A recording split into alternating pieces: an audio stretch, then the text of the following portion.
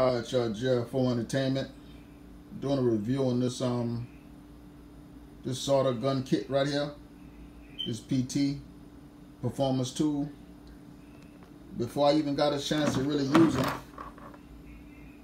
the bad boy burned out on me. See how it burned out? Short the whole system out in the house.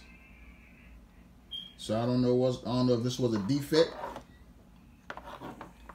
or that's the quality of the tool. I don't know, but it's a defect in the system already. So it comes with the gun. It comes with an extra solder tip. It comes with some flex wire. But it don't come with no good durability.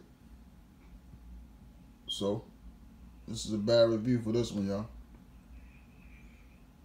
Performance tool, soldering gun kit. Supposed to be heavy duty, but it burnt out real fast for me. It probably was a defect. It probably was a defect or something, So like I said, got to be a defect, because I know it probably wouldn't normally burn out that fast.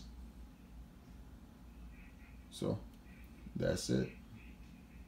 Be back with you with another one.